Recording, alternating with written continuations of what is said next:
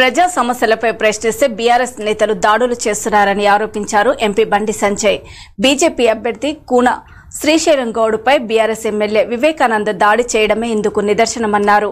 మేడ్చల్ జిల్లా షాపూర్లోని కూన శ్రీశైలం గౌడ్ ఇంటికి వెళ్లి పరామర్శించి దాడి వివరాలను అడిగి తెలుసుకున్నారు.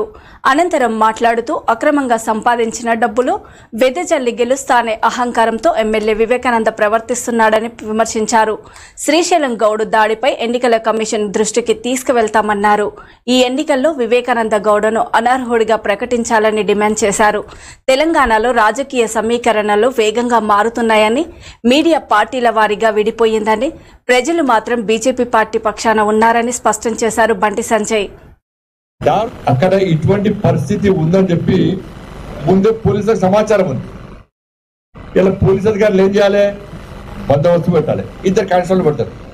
పాపం వాళ్ళు ఈటూరుకి యాటూరుకి పాపం వాళ్ళు కింద పడతారు. వాళ్ళ కానిస్టేబుల్ డ్యూటీ చేసుకుంటారు. వాళ్ళు కూడా కొడతారు.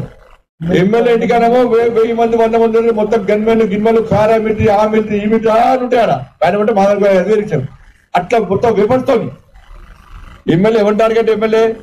ఎమ్మెల్యే పేదలకు టార్గెట్. ఎందుకంటే పేదలు ఉత్తు వేసుకున్నారు కాబట్టి పేదలు ఎప్పుడైనా వచ్చి ప్రశ్నిస్తారు కాబట్టి ఇవాళ ఎమ్మెల్యే ఇలా పోలీసులు సెక్యూరిటీ పెడతారు.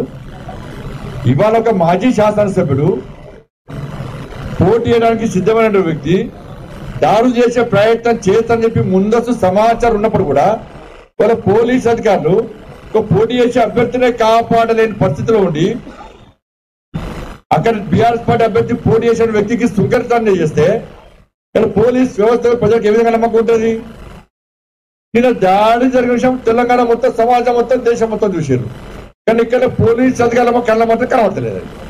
అక్కడ ఉన్నటువంటి టీవీ, ఆ టీవీ ఏ టీవీ నాకు తెలియదు. ఆ టీవీ యాంకర్ అంటున్నాడు వివేకానంద గారు మీ తప్పు, వివేకానంద గారు మీ తప్పు, మీ వ్యవహారాలు మంచిది కాదు అని ఓపెన్ గా వినబడుతున్నారు. అదే ఎవిడెన్స్, మీకు ఎవిడెన్స్